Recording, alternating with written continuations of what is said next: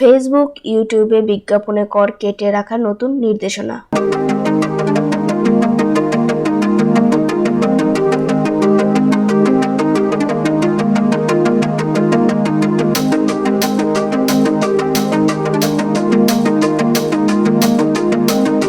বাংলাদেশে ইন্টারনেট ব্যবহারের মাধ্যমে প্রচারিত বিজ্ঞাপন বাবদ আয় নিজ দেশে নিতে ফেসবুক, ইউটিউব এর মতো বিদেশি প্রতিষ্ঠানগুলোকে 15% হারে কর দিতে হবে।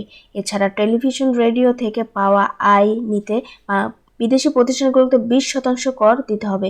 ব্যাংকগুলো তা কেটে নেবে। সোমবার 8 মে এ সংক্রান্ত একটি সার্কুলার জারি করেছে বাংলাদেশ ব্যাংক।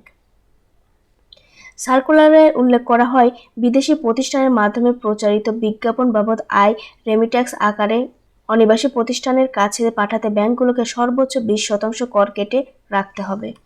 বিদেশে অর্থ পাঠানোর সময় ডিজিটাল মার্কেটিং ক্যাটাগরিতে 15% এবং অ্যাডভার্টাইজিং ব্রডকাস্টিং ক্যাটাগরিতে 20% হারে কর কেটে নিতে ব্যাংকগুলোকে নতুন নির্দেশনা দিয়েছে বাংলাদেশ ব্যাংক।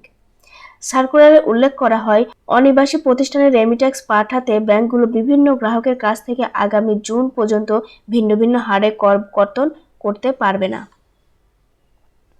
এতদিন ব্যাংকগুলো বিদেশি অর্থ পাঠানোর সময় ভিন্ন ভিন্ন হারে কর কেটে নিত বলে জানিয়েছেন কেন্দ্রীয় ব্যাংক। জাতীয় রাজস্ব বোর্ডের বরাত দিয়ে বাংলাদেশ ব্যাংক জানিয়েছেন, অনিবাসী প্রতিষ্ঠানের মাধ্যমে প্রচারিত বিজ্ঞাপন ও কন্টেন্ট এর ধরন অনুযায়ী নতুন সংজ্ঞা নির্ধারণ করেছে এনবিআর।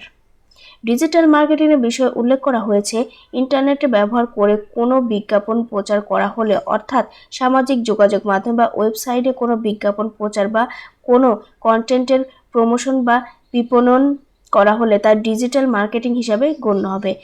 কোনো টেলিভিশন বা রেডিও চ্যানেলে প্রচারিত কোনো কন্টেন্ট বা বিজ্ঞাপন ডিজিটাল মার্কেটিং হিসেবে গণ্য হবে না।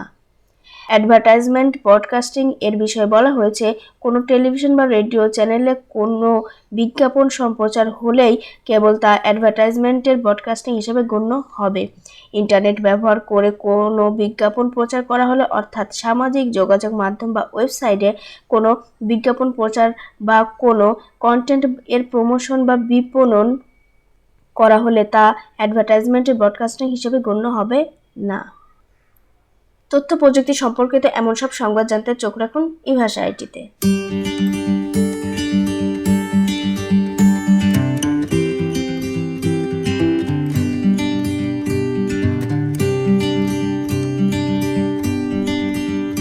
হোয়াটসঅ্যাপে